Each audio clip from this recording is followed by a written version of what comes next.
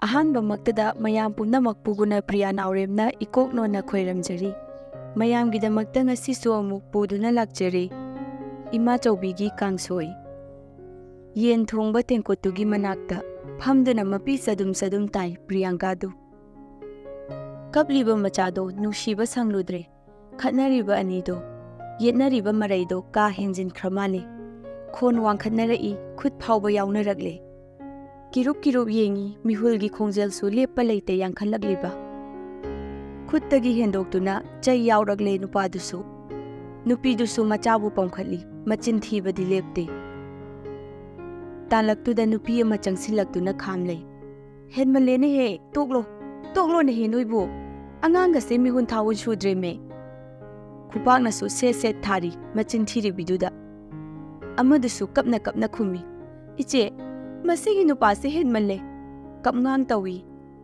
"ꯏꯆꯥꯒꯤ ꯈꯜꯂꯒ ꯂꯩꯔꯕꯅꯦ ꯑꯩ, ꯍꯦꯟꯃꯜꯂꯦ"꯫ "ꯆꯠꯂꯣ ꯆꯠꯂꯣ, ꯅꯈꯣꯏꯒꯤ ꯋꯥꯒ ꯇꯥꯅꯤꯡꯗꯦꯀꯣ, ꯑꯉꯥꯡ ꯂꯩ ꯍꯥꯏꯕꯁꯨ ꯈꯪꯗꯕ"꯫ "ꯑꯩꯁꯨ ꯅꯪꯕꯨ ꯄꯥꯝꯗꯦꯅ"꯫ "ꯄꯥꯝꯗꯤꯌꯦ, ꯏꯆꯥꯒꯤ ꯈꯜꯂꯒ ꯂꯩꯔꯤꯕꯅꯤ"꯫ ꯃꯈꯣꯟꯀꯗꯣ ꯐꯥꯏꯔꯤ ꯐꯥꯏꯔꯤ ꯅꯨꯄꯥꯗꯨꯁꯨ ꯃꯇꯩ ꯃꯗꯨꯗ ꯋꯥꯀꯠꯀꯦ ꯃꯇꯥꯒꯨꯝ ꯉꯥꯡꯗꯅ ꯍꯥꯏꯔꯪ ꯍꯥꯏꯔꯪ ꯆꯪꯁꯤꯜꯂꯛꯄꯅꯤ꯫ ꯑꯗꯨꯕꯨ ꯍꯟꯅ ꯌꯦꯡꯂꯝꯗ꯭ꯔꯦ꯫ ꯕꯦꯗꯃꯅꯤꯅ ꯑꯉꯥꯡꯗꯣ ꯄꯝꯈꯠꯇꯨꯅ ꯃꯆꯤꯟ ꯈꯨꯝꯂꯤꯕꯤ ꯅꯨꯄꯤꯗꯣ ꯏꯟꯗꯨꯅ ꯆꯠꯈ꯭ꯔꯦ꯫ ꯑꯉꯥꯡꯗꯣ ꯉꯥꯏꯍꯥꯛ ꯊꯦꯝꯗꯨꯅ ꯆꯥꯛ ꯏꯁꯤꯡ ꯄꯤꯖꯗꯨꯅ ꯁꯨꯝꯕꯤꯈ꯭ꯔꯦ ꯕꯦꯗꯃꯅꯤꯅ꯫ ꯅꯨꯄꯥ ꯑꯃꯅ ꯅꯨꯄꯤꯒꯤ ꯃꯀꯣꯛꯇ ꯄꯣꯞ ꯊꯣꯝꯃꯤ꯫ ꯄ꯭ꯔꯤꯌꯥꯡꯀꯥ ꯃꯤꯀꯞ ꯈꯪꯊꯣꯛ ꯊꯣꯛꯏ, ꯃꯃꯥꯏꯗ ꯅꯥꯟꯊꯖꯩ꯫ ꯏꯁ, ꯀꯔꯤ ꯃꯪꯅꯦꯒꯦ? ꯄꯨꯛꯅꯤꯡ ꯋꯥꯈꯜ ꯑꯅꯤꯅ ꯈ꯭ꯋꯥꯏꯗꯒꯤ ꯋꯥꯔꯕ, ꯇꯧꯐꯝ ꯈꯪꯗ꯭ꯔꯕ ꯃꯤꯀꯨꯞꯇ ꯊꯦꯝꯖꯤꯟꯕꯤꯈꯤꯕ ꯃꯍꯥꯛꯇꯨ ꯀꯔꯝꯅ ꯀꯥꯎꯒꯅꯤ? ꯑꯄꯣꯛꯄꯤ ꯏꯃꯥ ꯈꯛꯇꯅ ꯏꯃꯥꯔꯥ? ꯑꯍꯥꯎꯕ ꯃꯊꯦꯜꯇꯅ ꯏꯁꯥ ꯐꯒꯗ꯭ꯔꯥ? ꯄ꯭ꯔꯤꯌꯥꯡꯀꯥꯗꯣ ꯐꯃꯨꯡ ꯃꯆꯤꯗ ꯃꯪꯗꯨꯅ ꯐꯝꯂꯤ, ꯏꯍꯩ ꯍꯩꯅꯤꯡꯗꯅ ꯊꯧꯗꯣꯛ ꯈꯔ ꯅꯤꯡꯁꯤꯡꯕꯒꯨꯝꯁꯨ ꯇꯧꯔꯤ꯫ ꯃꯆꯤꯟꯗ ꯁꯣꯜꯂꯤ, "ꯕꯤꯠ ꯂꯩꯇꯦ, ꯍꯧꯒꯠꯂꯣꯏ ꯇꯨꯝꯁꯤꯟꯒꯦ"꯫ ꯈꯨꯎ ꯌꯧꯅ ꯇꯥꯈꯠꯇꯨꯅ ꯁꯦꯠꯂꯤꯕ ꯐꯅꯦꯛꯇꯣ ꯃꯈꯨꯠ ꯃꯆꯥꯗꯨꯅ ꯄꯥꯏꯗꯨꯅ ꯅꯣꯡ ꯆꯨꯈꯤꯕꯒꯤ ꯂꯩꯈꯣꯝ ꯊꯣꯛꯂꯤꯕ ꯂꯝꯕꯤ ꯑꯗꯨꯗ ꯆꯦꯟꯆꯠ ꯇꯧꯏ ꯅꯨꯄꯤ ꯃꯆꯥꯗꯣ꯫ ꯃꯃꯥꯅ ꯉꯥꯡꯗꯨꯅ ꯇꯥꯟꯅꯔꯤ, "ꯅꯪꯕꯨ ꯉꯥꯏꯈꯣꯃꯦ"꯫ ꯑꯗꯨꯕꯨ ꯃꯅꯥꯗ ꯇꯥꯗꯦ꯫ ꯃꯃꯥꯗ ꯑꯣꯟꯁꯤꯟꯗꯨꯅ ꯑꯗꯨꯝ ꯃꯆꯤꯟ ꯃꯆꯥꯗꯨꯅ ꯂꯥꯎꯔꯝꯃꯤ, "ꯇꯥꯟꯅꯔꯛꯀꯅꯨ, ꯆꯠꯂꯣ, ꯅꯪ ꯂꯩꯍꯧ"꯫ ꯍꯨꯠ ꯑꯣꯟꯊꯣꯛꯇꯨꯅ ꯑꯃꯨꯛ ꯆꯦꯟꯈ꯭ꯔꯦ꯫ ꯏꯟꯗꯨꯁꯨ ꯎꯄꯥꯏ ꯂꯩꯇ ꯇꯞꯂꯤ ꯇꯞꯂꯤ ꯏꯟꯅꯔꯛꯂꯤ꯫ ꯆꯦꯜꯂꯛꯂꯤꯕ ꯅꯨꯄꯤ ꯃꯆꯥꯗꯨꯕꯨ ꯎꯕꯗ ꯔꯣꯃꯤꯇꯥ ꯅꯨꯡꯁꯤꯅ ꯉꯥꯡꯂꯤ, "ꯄꯤꯟꯇꯨꯆꯥ, ꯇꯣꯅꯤꯅꯦ ꯅꯪꯕꯨ"꯫ ꯔꯣꯃꯤꯇꯥ ꯉꯥꯡꯅ ꯄ꯭ꯔꯤꯌꯥꯡꯀꯥꯕꯨ ꯆꯤꯡꯈꯠꯄꯤꯔꯤ ꯃꯥꯡꯒꯣꯜꯗꯨꯗ꯫ ꯃꯥꯡꯒꯣꯜꯗ ꯊꯥꯔꯤꯕ ꯁꯦꯒꯥꯏꯔꯕ ꯕꯣꯔꯥ ꯑꯗꯨꯗ ꯂꯩꯈꯣꯝ ꯇꯩꯔꯕ ꯆꯄꯜꯗꯣ ꯐꯠ ꯐꯠ ꯇꯩꯊꯣꯛꯏ꯫ ꯐꯅꯦꯛꯇꯣ ꯃꯑꯣꯡ ꯇꯥꯅꯕ ꯁꯦꯝꯗꯨꯅ ꯁꯦꯠꯂꯤ꯫ ꯍꯦꯛ ꯂꯣꯏꯕꯒ ꯃꯃꯥꯏꯗꯨ ꯑꯣꯟꯈꯠꯂꯛꯇꯨꯅ ꯔꯣꯃꯤꯇꯥꯗ ꯑꯍꯜ ꯁꯥꯗꯨꯅ ꯋꯥꯍꯪ ꯍꯪꯕ ꯍꯧꯔꯛꯂꯦ, "ꯏꯆꯦꯆꯥ, ꯑꯩꯈꯣꯏꯒꯤ ꯇ꯭ꯌꯨꯁꯟ ꯇꯝꯐꯝ ꯁꯤꯗꯣꯛꯂꯅꯤ ꯍꯥꯏꯔꯤꯁꯦ ꯆꯨꯝꯕ꯭ꯔꯥ"? ꯔꯣꯃꯤꯇꯥ ꯄ꯭ꯔꯤꯌꯥꯡꯀꯥꯗ ꯌꯦꯡꯗꯨꯅ ꯅꯣꯛꯏ꯫ "ꯍꯪꯂꯤꯕꯗꯣ ꯄꯥꯎꯈꯨꯝ ꯄꯤꯗꯦ, ꯅꯣꯛꯇꯨꯅ ꯂꯩꯊꯣꯛꯏ ꯍꯥꯏꯗꯨꯅ ꯁꯥꯎꯔꯤꯕ ꯍꯥꯏꯕꯗꯨꯔꯥ"? ꯄ꯭ꯔꯤꯌꯥꯡꯀꯥ ꯃꯆꯤꯟ ꯃꯆꯥꯗꯣ ꯄꯣꯝꯊꯣꯛꯇꯨꯅ ꯄꯤꯁꯨꯝ ꯁꯨꯛꯂꯞ ꯇꯧꯔꯤ꯫ "ꯇ꯭ꯌꯨꯁꯟ ꯇꯝꯐꯝ ꯁꯤꯗꯣꯛꯄ ꯑꯩꯗꯤ ꯁꯨꯛꯌꯥ ꯌꯥꯔꯣꯏꯗꯝꯅꯤ"꯫ ꯋꯥꯗꯣ ꯍꯥꯏꯔꯝꯂꯒ ꯏꯃꯨꯡꯗ ꯒꯝ ꯒꯝ ꯆꯪꯁꯤꯟꯈ꯭ꯔꯦ꯫ "ꯔꯣꯃꯤꯇꯥ, ꯄꯤꯟꯇꯨꯗꯨꯕꯨ ꯀꯗꯣꯝꯗ ꯆꯪꯈ꯭ꯔꯒꯦꯅꯦꯍꯦ"? ꯏꯟꯗꯨꯅ ꯁꯨꯃꯥꯡ ꯃꯆꯤ ꯑꯃꯗ ꯂꯦꯞꯇꯨꯅ ꯍꯪꯂꯛꯏ꯫ "ꯏꯟꯗꯣꯝꯆꯥ, ꯀꯥꯈꯠꯂꯛꯑꯣ, ꯄꯤꯟꯇꯨꯗꯤ ꯃꯅꯨꯡꯗ ꯆꯪꯈ꯭ꯔꯦ"꯫ ꯀꯧ ꯉꯥꯡꯕꯒ ꯇꯥꯗꯦꯅꯦ ꯃꯁꯤ, ꯅꯈꯣꯏꯗ ꯍꯦꯛꯇ ꯆꯦꯟꯈꯤ, ꯁ꯭ꯀꯨꯜ ꯍꯜꯂꯛꯄꯗ ꯉꯥꯏꯔꯤꯕꯅꯤ"꯫ "ꯏꯟꯁꯥꯡ ꯈꯥꯛꯄꯅꯦ ꯃꯥꯒꯤ, ꯄꯨꯕꯤꯈꯣ ꯏꯟꯗꯣꯝꯆꯥ"꯫ "ꯅꯈꯣꯏꯒꯤ ꯏꯟꯁꯥꯡ ꯌꯥꯎꯗ꯭ꯔꯕꯗꯤ ꯆꯔꯥ ꯋꯥꯟꯕꯤꯕꯖꯥꯠ ꯅꯠꯇꯦꯗ"꯫ "ꯑꯍꯥꯎꯕꯁꯨ ꯅꯠꯇꯕꯁꯤꯗ ꯏꯟꯗꯣꯝꯆꯥ"꯫ "ꯍꯥꯎꯒꯦꯔꯥ ꯍꯥꯎꯔꯣꯏꯔꯥ, ꯑꯗꯨꯝ ꯈꯖꯤꯛꯇ ꯑꯣꯏꯔꯁꯨ ꯈꯥꯛꯎꯀꯣ ꯔꯣꯃꯤꯇꯥ, ꯅꯈꯣꯏꯒꯤ ꯏꯟꯁꯥꯡ ꯌꯥꯎꯗꯕꯗ ꯆꯥꯛ ꯆꯥꯎ ꯌꯥꯗꯦ, ꯉꯥꯡꯅꯕ ꯋꯥꯈ꯭ꯔꯦ ꯑꯩ"꯫ ꯋꯥꯔꯤ ꯁꯥꯟꯅꯗꯨꯅ ꯅꯣꯛꯂꯤ ꯑꯅꯤꯗꯣ꯫ ꯆꯥꯛꯈꯨꯝꯗꯅ ꯄ꯭ꯔꯤꯌꯥꯡꯀꯥꯗꯣ ꯅꯤꯡꯉꯥꯏ ꯇꯧꯔꯤ ꯃꯃꯥꯆꯧꯕꯤꯗ꯫ "ꯃꯥꯆꯧꯕꯤ, ꯀꯔꯤꯒꯤꯅꯣ ꯆꯥꯛꯁꯪꯁꯨ ꯁꯤꯗꯣꯛꯇꯣꯏꯗꯤ? ꯐꯖꯕ ꯑꯃ ꯁꯥꯔꯗꯣꯏꯅꯤ ꯁꯅꯥ"꯫ "ꯑꯩꯗꯤ ꯄꯥꯝꯗꯦ, ꯐꯖꯕ ꯁꯥꯒꯅꯨ. ꯍꯌꯦꯡꯅꯦ, ꯗꯥꯆꯧꯕꯒꯤ ꯃꯧ ꯂꯥꯛꯄꯗ ꯆꯥꯛꯈꯨꯝꯁꯦ ꯇꯦꯛꯈꯤꯗꯧꯕ ꯃꯥꯜꯂꯤ. ꯃꯣꯠꯂꯤ ꯍꯥꯏꯗꯅ ꯆꯥꯛ ꯊꯣꯡꯉꯨ ꯌꯥꯗ꯭ꯔꯕꯗꯤ ꯀꯃꯥꯏ ꯇꯧꯅꯤ? ꯗꯥꯆꯧꯕꯒꯤ ꯃꯧ ꯂꯥꯛꯇꯧꯔꯕꯅꯤ, ꯑꯗꯨꯒꯤꯅꯤꯅꯦ ꯁꯅꯥ". "ꯊꯣꯡꯍꯟꯒꯅꯨ, ꯃꯥꯆꯧꯕꯤꯅ ꯑꯗꯨꯝ ꯊꯣꯡꯉꯨ". "ꯅꯤꯡꯉꯥꯏ ꯇꯧꯔꯨꯁꯤ ꯁꯅꯥ, ꯅꯪꯒꯤ ꯏꯟꯁꯥꯡ ꯈꯥꯛꯂꯤꯕꯅꯤ, ꯑꯁꯤꯗꯨꯝ ꯄꯨꯔꯒꯅꯦ ꯆꯔꯥ ꯋꯥꯟꯊꯣꯛꯂꯨꯔꯣ". "ꯇꯜꯂꯤ ꯀꯩꯁꯨ". "ꯃꯔꯝ ꯃꯣꯛꯄꯅꯤꯁꯦ, Kangsoi ahaubani, chara wanthoglu. Ningai tauribado lepte, tanjaduda mamana mapandagi kaurai. Pintu, yumda chatsine nangbu, pintu cha, tabro nangbu. Sana, mamana masa nomduna haudolakpaduda, mangliba mamangdo mapung phada mamit panglai. Indu machada ngangli. Yahause kitang anna hauba kaidauge minangbu. Hayingda ngairabani, migi sagaida on kidauba. Angang machagum tauranu, tholao ko tumsilanu amu. Mama thokhibaga mapi ira chelai. Machinda soli. Machaubi. Pungdusu phana thengzilakle. Manung matam sada churiba nungdusu atat akham leite. Yumthakta kubliba jingado chekhaigadaba hek mali makhondo. Churiba nungdo khara hek tapthakibaga. Gigido manegi kada chensilaktuna Priyanka bu kauri. Nene, necha. Mamong nupi Gigi na kauribado tade, Priyanka tumin mangduna phamungda phamli. Gigi su manegi manakta phat chungkalai. Priyanka ikhang khangi. Thoibe, kaidaure. Nene nang loisandrise lai khoiramba chaloidra. Mamong nupi na hangnakliba waduda Priyanka ningsinglai. Ngasi mera borni haibado. Thoibi, nine di isa nungaitre. Abok ne mamane chatloko. Nine ay borni raktuine. Wado hairamlaga taping senthokre Gigido. Mane chatloi masa nungaite haibagi pao mabok yaurure. Indu su machagi kada praprak changlai. Pintu nang bukay daure haibano. Tung mahogalakpadagini. Nang natande mande tauribasi ngasigi. Priyanka mamada hainingdana yengi. Ima, ngaangkreda nangse. Ay hore nungthil chatlagi haiba. Noi khoiramuro. Hoise, nanamu hoi chatkrasanu. Nanga igana horen punna khoiramasi. Lila yengbu oina kharangana hek chatkrasi. Hoi mi, ima, ay tumina ngakta laikeba. Ima ipema ay thokda thokchakragese. Ningol oibigi khwaidagi mapukning nushiba matamdi yumnak sagai olamdaini hainai. Priyanka su adumangai luhongdauba naksilaklaba matamsida. Mama chaubigi wa amata tadrabada mapukning nushiri. Mama chaubibu kayamuk nushirabano. Karigi su nushiroi. Chahi chupa bedamanigi manakta chauraglabani. Mama dagi hena loinarabani. Ngasi ngarang tangairi Imphalda yum hongkhiba. Lapna bamongi mandopta khongliba isai makhondo. Munna tasinludabani. Priyanka do atubu tapli adumak tari. Manaya nungshita miba. Chikna napada huliba.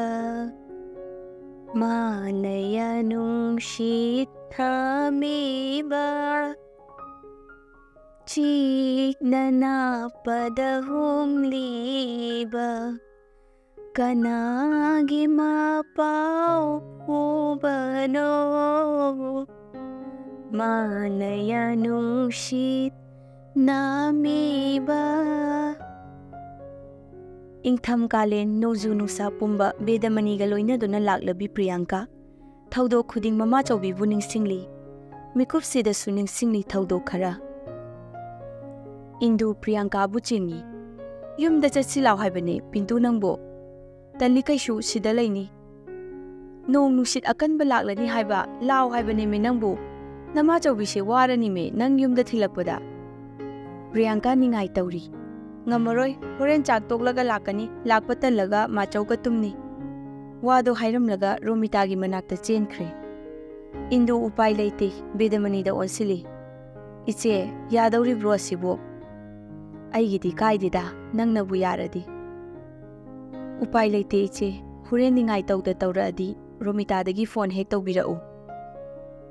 Haibaga taubaga numidangi pung 9 muktaba tanjaduni. Nonglai nungsitka loinana nongdo cham churi. Priyanka nga yairibi bedamnigi manakta tap napna phamli. Ingbrane nangbo mainaksida phamudana. Tungda naptau saro. Ingde. Nachira tumuragiro. Tali machaubiga tumni. Ngayhak tumin lainay anido. Tumin lay bahinadaba Priyankani wahang hanglakle. Machau, nakhoigi chakhumda nong chubagi jere laudri kaigino. Bedamani no'i wahangduda. Jingana kuptabagine. Maning thonglomda amuk yengi Priyanka. Phaglamda nabliba leibakto kinthakiduna iho-hona leiriba adomda. Nongphen haizilakpagi chakhumdusu machi kharadi pumtaw tawri. Machau, kari tawrage yum chatninglabo nangbo. Chaningde. Machau noi chakhumse humde kharadi kamai tawdoiba. Bedamani phaglangi leirang aduda makhutna pop thai. Yengo tu si uraba. Chakhumse humlasune sidi ningkhairoi masida tasilaga leidoiba. Tali kaishu nga yaiba loishalo manung changlasi. Bedamani matawduna nushiduna laknaba lepte. Tumba changlakpada wari libiyo haiduna ningai tawri. Sitlam liba nonglai nushito khara tapthakre. Tapli churiba nongduga mama chawbigi wariga. Tumba sungkre ningai chawbido. Nonganbagi ayuktuni. Ayuk anganbadagi mandopta. Baby Chanchangi isai khonglibadi lepa naide. Pung 8 aduwaida Priyanka do taping chelei. Mangonda thariba phaktuda phamduna mama chawbi Bedamani bu kawi. Romita tholaktuna Priyanka bu laknari. Nang amuk laklabra namada kehanba yadra. Priyanka machindo ipom thuktuna khumi. Tanli thini. Thidana adum leiraba nangbo. Thide phajai. Wado hairamlaga mingshendo thangatuna yengi. Mathanta su nokphetka tawjari. Romita su Priyanka gi matawduda makhon thokhanda noi. Laknaba makha chathage khali. Nasak haira ithi namana haira luna tawbide nungaiteda. Napana office kabada khulakpinina natro. Priyanka araibi thadana sauri. Machin machado pedrong khumi. Ichecha asi haiduna machin chiraklami. Nang machawda haidokani yengu. Nasakne na laiko mai manbi. Romita di sitha nokre. Chahi matangduga ngangtholakliba waduga. Laiko mai karino haibasu khangda hailaklibani. Mina hainai haidana. Nokliba machada Bedamani chairei. Romita chakse loishalurone nangbo anganga mana leirene. Kalakpeli aingonda lakna khodana. Bedamani na makhut samduna tholakle. Priyanka do makhutta sumandila macha ani pairi. Mayumgi thongan mapa yaubaga mama bu koiraw lauduna kauge tawbado. Indu ngaiduna leirami. Iche, yadawri brosibo. Huren isai saklingaida pharak taradi mandila se pirunu. Priyanka taha khumi. Ngamdre kashu, pharak taroi kashu. Iche, yagadro sibo. Yanida, hairabane khoi piltu hoi. Mandop yauraduna minute 10 muk leibaga Bedamani gi kangbu isai saknaba sem sari. Priyanka da seksinna hai. Sana, mama chawbina ne khubak ani se he khubaga mandila khinguko. Machaw ai khangni ba. Haibaga tawbaga angang oizai haibatani. Priyanka ahal mayam isai sakliba aduga tanchana na khingli mandilado. Isai loirakpada laikai gi mane amrana laknari. Priyanka nangbu Bedamani gi machara Indu gi machara. Indu gi. Mama na ahawba pijaba chaningdadana Emachoubigi Kangsoi chariba. Priyanka ambrada sugaina takli ensang mathel gi maramda. Maduda tajage haidana hanglibani ambrasu. Priyanka gi matawda nushiroidaba kanasu yaude. Chaningde talli. Machawna ensang mayam punsilaga thongbana hawi. Kari punsiliba. Priyanka makok haipet khotuna I kai marum mahakna hairibado irum kairum hairibani. Hawai amubado adagi alune khangde yam hauzatni. Ambra maron suboi sudaboi nganglibado taningduna makhatai. Atai di pijataba mama chawbise phatte. Priyanka machindo ambrada haipet sugatuna. Phai khoi machaw mayam pijai khangbra. Ambra sitha nokli matawduda. Pintu. Mama na kaurakpaduda khalamliba wakhando ichai khre. Pumnamak onkhre matamgi khungsatta. Asambada saramba Bedamani shu macha mamawgi thauna. Marek thumlaba ensangda hainaba pokhrabara. Kuire Priyanka na mama chawgi ensang saraktabasu. Mera thado loikre hiyangai gi tha laklabani. Kuidre Priyanka na yumnak sagai ongadaba. Numit 15 mukta ngairi. Nungthilgi matamni. Priyanka mahaki punsi leipun semgadawriba Nilakantaga phoneda wari tawri. Taton, nakhoigi thoibi leibra? School halakpada ngaikhibani kaidawre? Tatongi kada changlakladi pahalao amukta. Hoise, adu ngaikho. Achapoto kari tawro haibano. Khangdeda, ka hena mamal changna su tawrakano ai pamde. Hauzik tawnaribase. Nilakanta Priyanka gi waduda phagi tawrai. Pharine dudi kabo khoidum mamam tawrage ko. Ngamdre dudi. Nilakanta su nokladuna laknabado lepte. Hai, kabo khoidumbu hanthana khanune. Hauzikti standard yam leirabani. Ipa ipu charakpada usitta tawnuko. Priyanka sauna dumak khumi. Tatoan, nang adai I karani. Adu khakpu kanana tawnage. Aduni. Ngasaina fazana hayu hairudi pharoidrado. Fazana hayu se. Leisabigina kayamukno kari tawro ugedo. Leisabigidi yame taton. Asumai tawbuse tawrano haire hekta tawre. Nang nawabidana leire. Chama yankhimu. Aise sauroi tawbani. Natti karinoba muk haise. Taton aduga yareba. Liklagido tawsiro. Khangde. Adongi su sel thumdo phadauba aduga adum su chatnaba yaba taton khalla tawrao. Phare. Kabo khoidu mamam. Nathan luhongo adudi. Kabo kaina. Usitri se tatolo airo. Nilakanta nokladuna. Hai, pharak taroidro ithanda luhonglade. Kaka, katon. Nilakanta bu kauduna chensila I thoibisu. Kauribado taraduna Priyanka hanglai. Taton, thoibira. Manine. Pahelao, aina ngasaina hairimagdada. Imai pema, kari waribu sage haibano. Kaka ninera. Indom cha ondorabani thoibi, nine kauba yadreko. Thoibi nganglibado tadi, phondo sat lauduna kaurai. Hello chiche. Hauni thoibi. Nangbu school halakpagi wabro. Wadeda nine, aidi mamana wadanaba pithai. Priyanka nokladuna. Thoibi, nine lakpada nangi kari pura uge. Achapot maya ama noodle soup. Thoibi wakhanga haipet khaladuna. Ado nine achapoti kadai hapak toiba. Nine di poloi selaga lakani hai mamana. Priyanka su kari su khangdribi thoibi gi waduda khajing nokchai. Ninegi upu achaubadane loina hapchilaga purakladawni. Nilakanta Priyanka tanaba khitang kalap laurai. O wari loidribo. Thoibi, nui kakado tanthoko. Hoi nine, yam yetli kakase. Aine yetpa tarabo.